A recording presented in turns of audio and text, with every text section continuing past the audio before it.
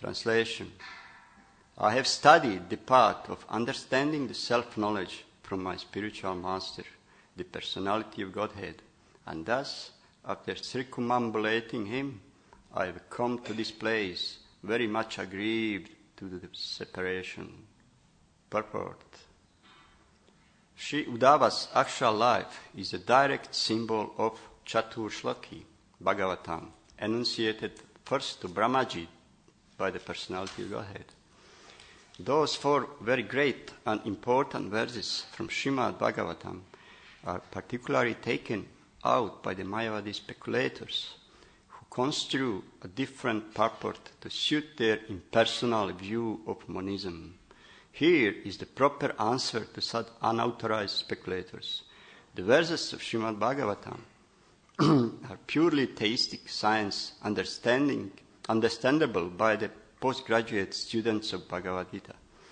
The unauthorized dry speculators are offenders at the lotus feet of the Lord Sri Krishna because they distort the purport of Bhagavad Gita and Srimad Bhagavatam to mislead the public and prepare a direct path to the hell known as Andatta Mishra. As confirmed in Bhagavad Gita 16:20, such envious speculators are without knowledge and are much condemned life after life. They unnecessarily take shelter of Sripad Shankaracharya, but he was not so drastic as to commit an offense at the lotus feet of Lord Sri Krishna. According to Lord Sri Chaitanya Mahaprabhu, Sripad Shankaracharya preached the Mayavada philosophy for the particular purpose. Such philosophy was necessary to defeat the Buddhist philosophy and of the non-existence of the spirit soul, but it was never meant for perpetual acceptance. It was an emergency. Thus, Lord Krishna was accepted by Shankaracharya as the Supreme Personality of Godhead in his commentation on Bhagavad Gita. Since he was a great devotee of Lord Krishna, he did not dare to write any commentary on Srimad Bhagavatam, because that would have been a direct offense at the lotus feet of Lord. But later speculators, in the name of Mayavada philosophy, unnecessarily make their commentary on the Chatur Shloki Bhagavatam without any bona fide intent. The monistic dry speculators have no business in the Srimad Bhagavatam. The monistic dry speculators have no business in the Srimad Bhagavatam because this particular Vedic literature is forbidden for them by the great author himself.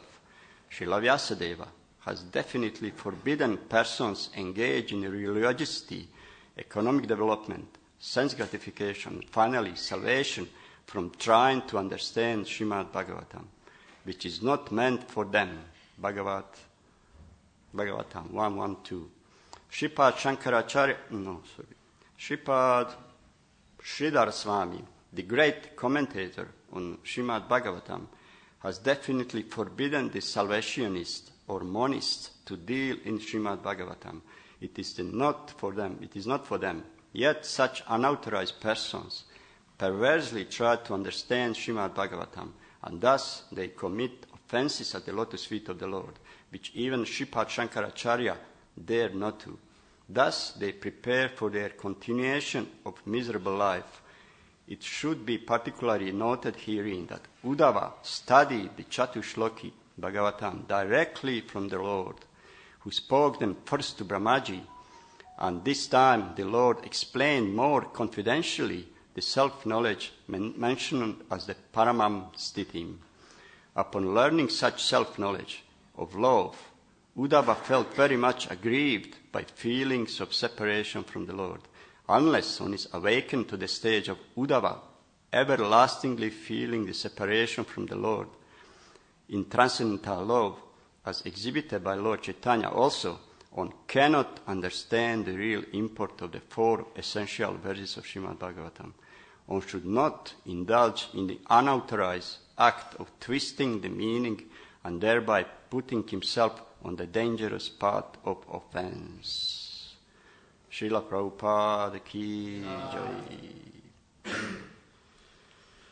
Okay, I'll try to share some meditation on it. I wish to sit there, that somebody who is much better explain these wonderful words. It's like so many points that anyone who is proper devotee would be excited. But anyway, I have some scattered notes during these days of busyness. Okay. So Prabhupada at the beginning said that Uddhava was living representation of Srimad or Chatushloki. In other words, he was person Bhagavat. There is a book Bhagavat, there is a person Bhagavat, one who living Srimad Bhagavatam. This is Uddhava, or any Vaishnava is supposed to be like person Bhagavat, representative of Bhagavatam, of Chatushloki. So Chatushlokis are the core of Srimad Bhagavatam, very core. And what is the core of Srimad Bhagavatam? Anyone can throw the hint. What is the very core of Srimad Bhagavatam? Sorry? Oh, yeah, one of those. But the very core. What? Chatushloki, yes, also. And there's a core of Chatushloki also. First one, yeah. You go closer, hot.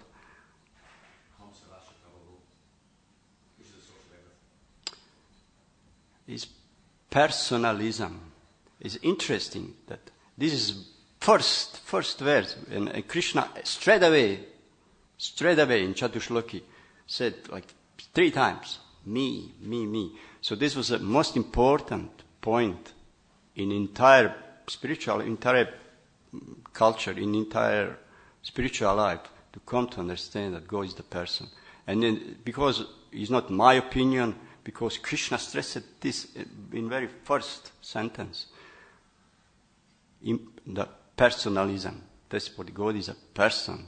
And indeed, Srila Prabhupada in his teachings, from very beginning, this was his first stress, and through all his preaching work, most of the time, he was quoting this, that God is a person, personalism, up to the end. So for anyone who wants to enter in spiritual life, until he comes to that, he is not practicing spiritual life. That God is a person. That's the word very important.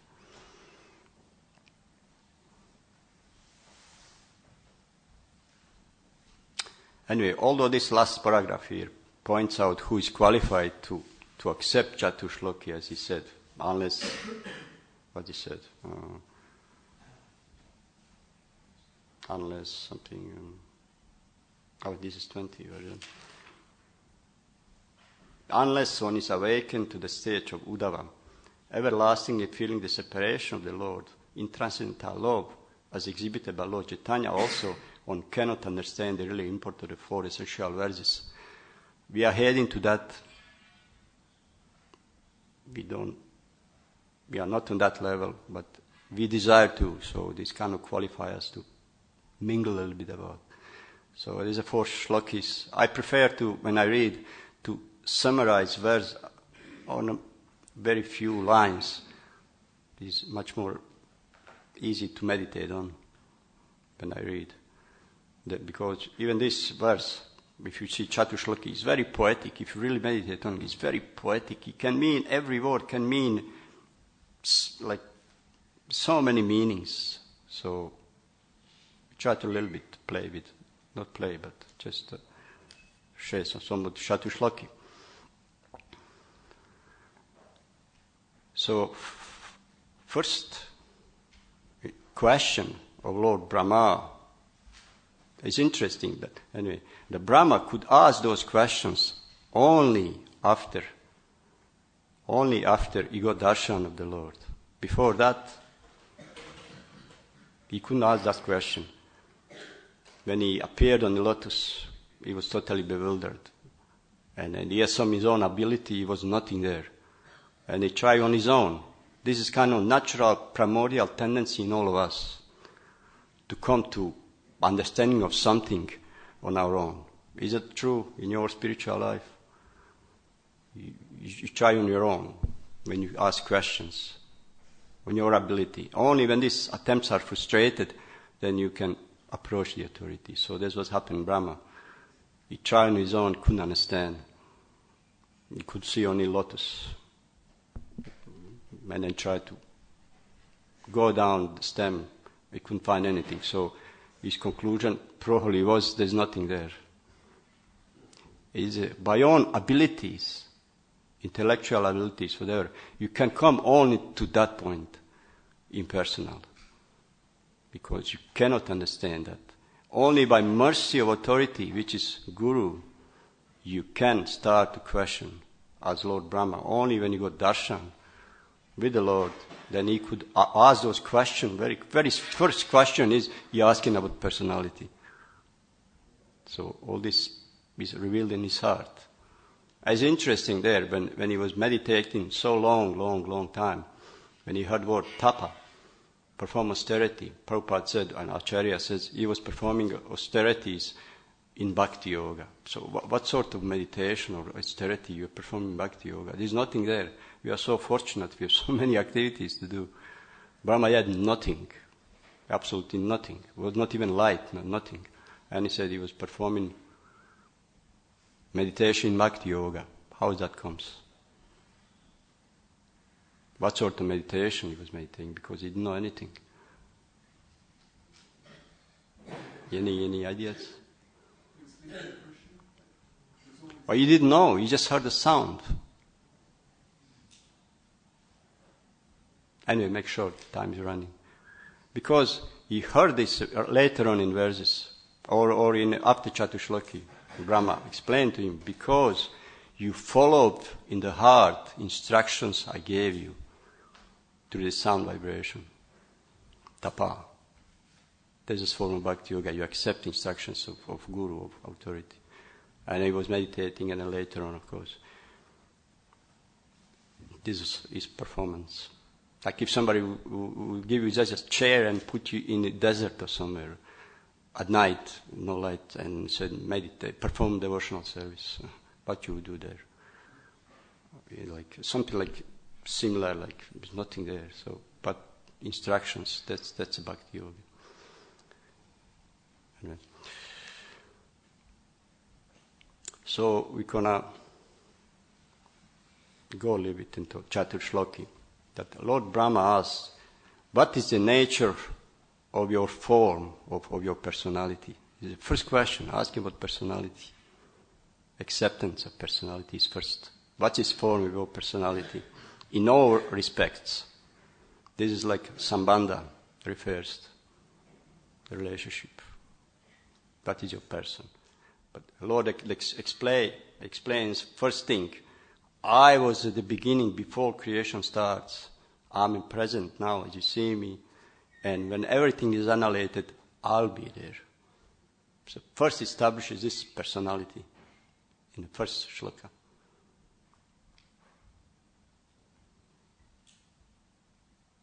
And Mayavadis try to deny this very first thing. Take this personality of Godhead from His creation. And then in second question, he said, how your energies interact. So you see, he was fascinated with the Lord, and then asking about his energy, how they interact.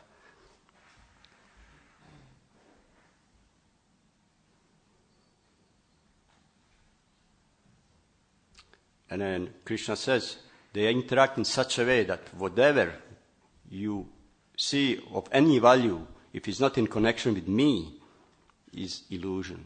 Like a lightness reflected in darkness is illusion totally. So that's a position of Mayavadis. They're dealing with this illusion, which is not real. So their philosophy is total illusion. They try to deny personality and deal with the illusion painfully to screw some meaning out of it. And the third question, Brahma asks, what's the nature of your lila? Or in other words, how you play with your energies for creation, maintenance, this also. What is your lila? This refers to prayojana. I want to know about you, about this goal, how you play, about your activities. This is question of Brahma.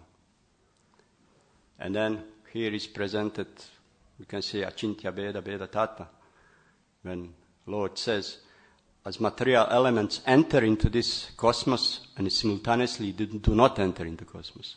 Similarly, I myself, I'm in everything, but I'm outside of everything.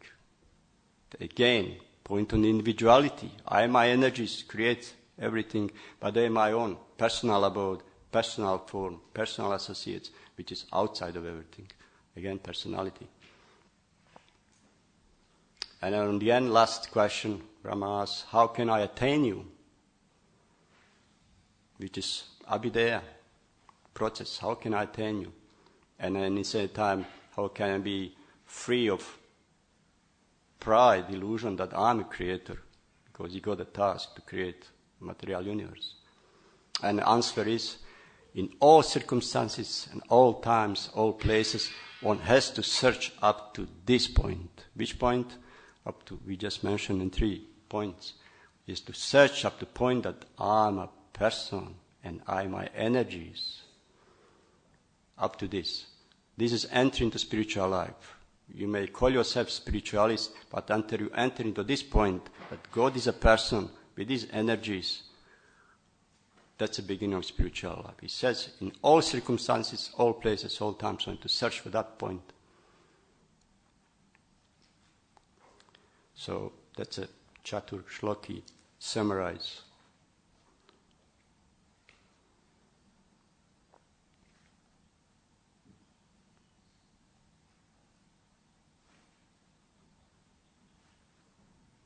And Prabhupada, lots of points, speaking a lot of Shankaracharya and Mayavada philosophy, of course, said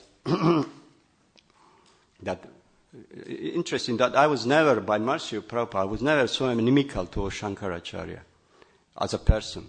Like when you read Bhagavatam, and here also Lord Chaitanya mentioned, he's not, he was personalist, but for the time being, his order was to preach Mayavada philosophy, with intent that slowly brings them to the personality. And then interesting, there are quite few biographies of Shankaracharya, although, some opinion is that they are not so verified because they all came much later of the Shankara's life. But there is one biography of his direct disciple, which is kind of considered best of all. And then this disciple, says that he was never sure, these disciples, they never sure what was intent of Shankaracharya. They were never sure about that. And he mentioned one instance when mother of Shankaracharya was asking him, okay, my son, who is and what is, who is that worshipful deity you worship in core of your heart? She asked few times. Few times Shankaracharya referred to Nirakara or whatever, this normal preaching. But as she was insisting, he admitted that he worships Govinda in the heart of his heart. And indeed, of course, he was disgusted with his followers towards the end. He would preach Mayavada philosophy, but he would here and there throw personhood or Supreme Personality of Godhead. And then this big disservice, we know, like in India, Mayavada is most pervading philosophy, like Advaita, Vada, most pervading everywhere. So that's and also such a disservice he did, Shankaracharya. Like it's very hard to break this down to those who are so attached to this impersonal philosophy. Shankaracharya, he was personalist, but his followers become so attached to impersonal view that they just stick to it so strongly that they try to twist and change. So this is painful process, like Chatur Shloki. It's so straightforward, so direct, but they dare to deal with it, to twist some meaning out of it. The same like any genuine religion, there are only a few cores, a small group of core believers, teachers, practitioners who understood message and practice. But when a religion is created, then is all kinds of ideas coming through. Same in Mayavada philosophy. They try to painfully what is it, Bhagavad Gita? Desha tikaraste sham avyakta sakta cheta sam. What's avyakta here? Nam. Yeah, so those who are attached to impersonal, unmanifested, their advancement is very, very troublesome. To make progress in that path is extremely difficult, is painful. So that's my idea. They are attached to the idea of impersonal, and then they try to justify by finding a way to justify their beliefs. This is a very painful process. Take something simple and then spend your lifetimes to twist. And in a way, Prabhupada said they're paving their way to hell. Mention here name of hell, whatever. And the Tamishra, which said that those who mislead others, they go to that hell. And so we're back to Shankaracharya. It's interesting that in Padma Purana there is nice. There is a description how this come to be, and especially if I just read, there's so many revealing points in that conversation. Okay.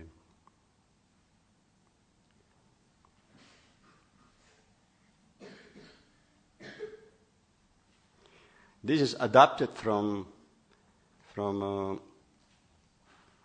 Sri Padma Purana, Uttarakhanda. Once upon a time, Parvati said, "O Lord, O best of gods, I want to ask you something secret. Through love for me, please answer. I have a great doubt that Shastras condemn using skulls decorating the body with the ashes and wearing skins of animals. Yet you do all these things. Why are these things condemned, O Lord of the gods, highly intelligent one? Due to woman's natural flickerness, I'm asking you these questions." And then Lord Shiva describes, inquired thus by Parvati in that lonely place, free from people, Lord Shiva explained to her great secret of his own behavior. Shiva said, "O goddess, please listen carefully. I shall tell you a wonderful secret." He said, long, long ago, in the age Swayambhuva Manu, there were many great demons like Namuchi,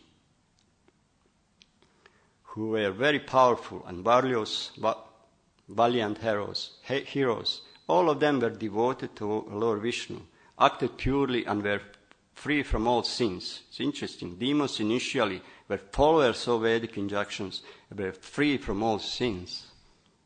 It's kind of very interesting. Acted purely, free from all sins. They followed the practices laid down in the Vedas. Seeing this, all gods, headed by Indra, were greatly frustrated. Overcome by fear, they approached Lord Vishnu and took shelter of him. That means they couldn't defeat him. They were following Vedic very strictly. Then they approached Lord Vishnu. The Devas said, "O Keshava, only you can conquer these great demons who cannot be conquered by all the gods and who have washed off their sins with penance." That means they would disturbing the demigods, but they would perform austerities.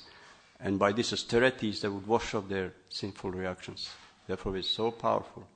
Lord Shiva continued, hearing the frightful words of demigods, Lord Vishnu, Purushottama, consoled the Devas and said to me, "O Rudra, O you of mighty arms, O you who are the best of the gods, for the purpose of deluding enemies of the demigods, prepare a course of conduct to be followed by Pashandis." Who are Pashandis? Atheists, those who don't believe in authority. "Narrate to them the dark Puranas, which will take them astray. O intelligent one, you should create holy texts that will cause the demons to become confused." So, although demons were following Vedas, still the Lord preferred demigods and decided to create a plan to help them. Through devotion to me, and Shiva, through devotion to me, Shiva, for the good of the world, you should approach atheistic sages such as Kanada, Gautama, Shakti, Upamanyu, Jaimini, Kapila, atheist, not Devahuti's son, Durvasa, Mrikandu, Brihaspati, Bhargava, and Jamadagni. Interesting. These are all famous sages throughout the scriptures to mention his name. But they were all influenced by Shiva to delude, to start to preach and accept unauthorized philosophy. Exert upon them your power of suggestion. Being infused by your power, they will become powerful pashandis. So all these yogi, whatever, saints, very famous, they are pashandis. There is no doubt about it. Empowered by you, these brahmanas will narrate to the three worlds the Puranas and doctrines in the mode of ignorance. O Shiva, on your person you should bear symbols like a skull, animal skins, ashes and bones. Dressed in a way you should fully delude everyone in the three worlds. You should also inaugurate the Pashupata order. Pashupatas are a group of followers of Lord Shiva, with its divisions of Kankala, Shaiva, Pashanda, and Mahashaiva. Through these persons you should preach doctrine whose followers wear no particular identifying marks and are outside of Vedic fold. Bearing ashes and bones, they will be bereft of higher consciousness and will consider you to be the greatest God. Taken to these doctrines, all of these demons will become averse to me in a moment. There is no doubt about it. O powerful Rudra, in every age, in my different incarnations, too, I shall worship you to delude the demons. That means even incarnation of Krishna, avatars, they come, they sometimes worship Lord Shiva, just to lead them further to demons. Oh, even Shiva worship Krishna. It's such a kind of enormous plan. Jai Shri Shri Radha Gokulananda Padita Brahmana. I shall too worship you to delude the demons. Following these doctrines, they will undoubtedly fall down. Lord Shiva then told Parvati, O beautiful one, after hearing Lord Vishnu's words, although I am a good speaker, I become helpless and silent. Then offering my obeisances to Lord Vishnu, I said, O Lord, if I do that, you have said, I will certainly lead to my destruction. It is not possible for me to carry out these instructions, yet your order is not to be disobeyed. This is very painful. O Goddess, hearing my words, Vishnu spoke in such a way to restore my happiness. He said, this will not be the cause of your destruction. Do as I order for the good of the demigods. I shall also give you the means to maintain yourself while you are preaching these demoniac philosophies. Then, with compassion, Lord Vishnu gave me the prayers known as Vishnu Sahasranama. Vishnu said, install me in your heart, utter my indestructible mantras. This very powerful 6-syllable mantra is transcendental and awards liberation to these who worship me with devotion. There is no doubt about this. So I gave him a mantra. I offer obeisance to him, dark like the petals of a blue lotus, with lotus petal size, holding a conch disc, sharinga bow, adorned with the ornaments, wearing yellow ornaments, having 4 arms, and who is the dear Lord of Janaki, Sita Devi, and so forth.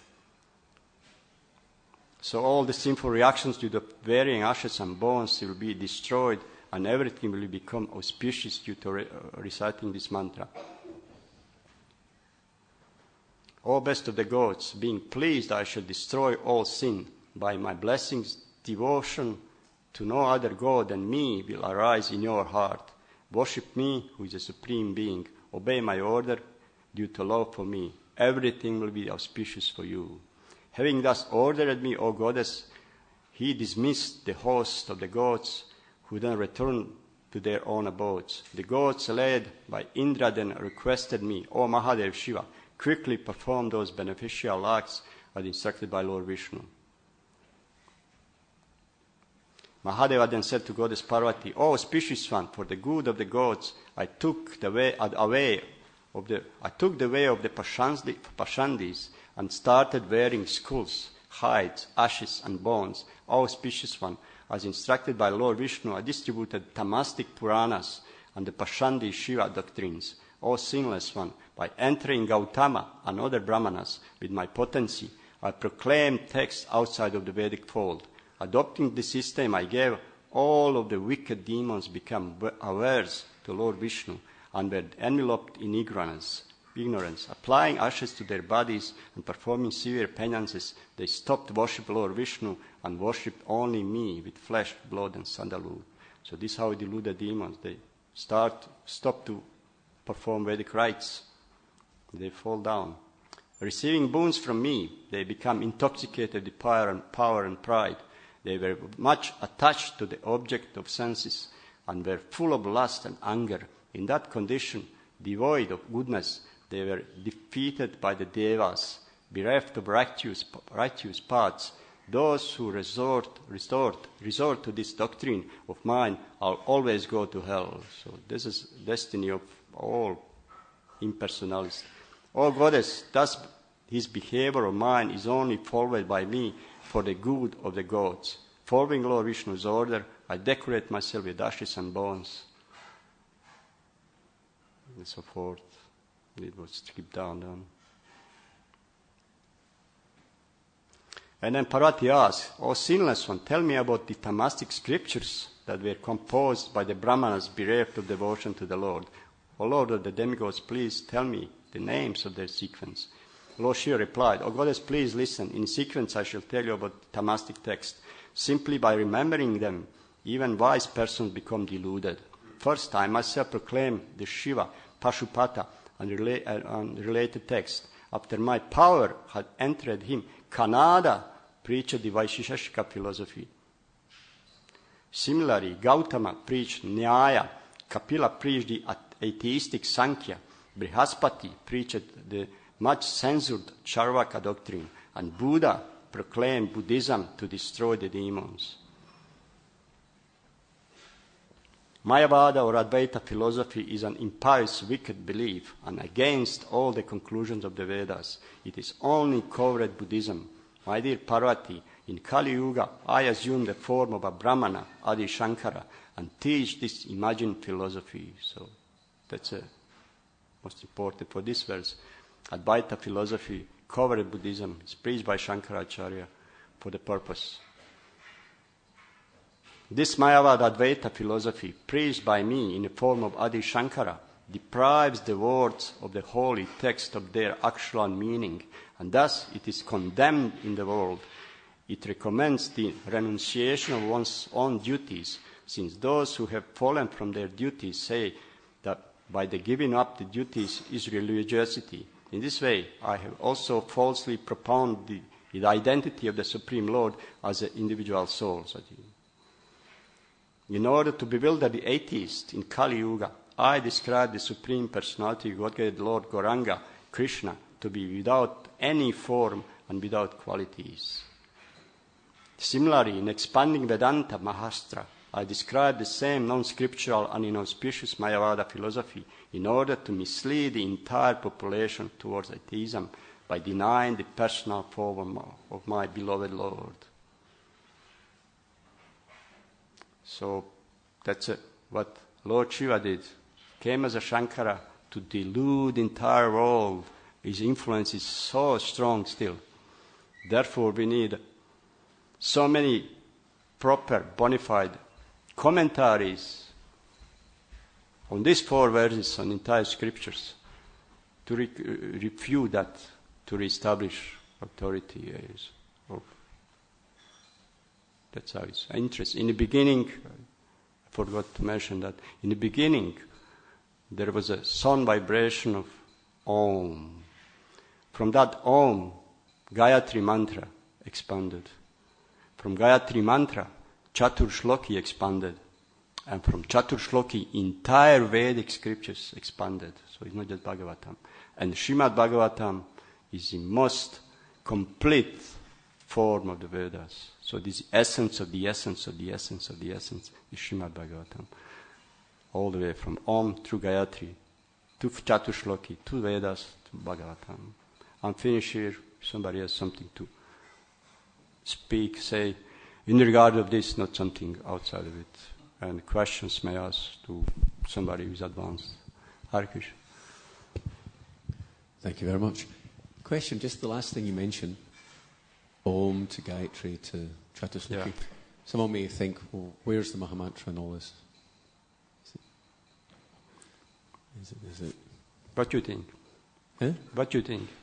Well, Om and the Mahamantra are the same. That's Prabhupada sometimes says that, so maybe that would be the answer. And they say that the Om, I don't know, this is the Om, vibration Om is encoded within every jiva already. Is in jiva. This vibration which is there in us is not outside of it. And then, as you said, manifestation, Srila Prabhupada also mentioned that manifestation of Om is Mahamantra also. I'm not. Anyway, Adiguru or... I just had one question about Lord Shiva. This way he's taking people away from devotional service. Yeah. You cannot say... Yeah, from Vedic path. So, devotional service, Bhakti Yoga is one anga, most important anga in the Vedas. So he's taking people from worship, from accepting Veda, from devotional service, from personality, whatever. Continue, sorry. But then we're here with this idea of Shankaracharya. Yeah. He's part of the greater plan to bring people towards devotional service. So I just a little bit. It is mentioned also in many places here also that this was not intended to be permanent philosophy. It was emergency to feed Buddhism. Because Buddhism, they don't accept soul, they don't accept Supreme Personality of Godhead, so what is left? Simply shunya. What is only two things spiritual are spirit, soul, and Supreme Personality of Godhead. Nothing else is spiritual. Everything else is subtle or whatever it is. So, their philosophy of Buddhism, total shunyavada. But this is also with purpose to stop animal killing in the name of Vedas. So, he has a purpose. And then Lord Shankara appeared to reestablish Vedas and took on one item: soul exists. So he brought the existence of the soul and denied the Supreme Personality of Godhead. So Prabhupada said this was not meant to be permanent philosophy. It's meant temporary philosophy because of emergency to bring people to the Vedic path, to accept Vedas, but in a distorted way, which is also like Mayavada is covered Buddhism.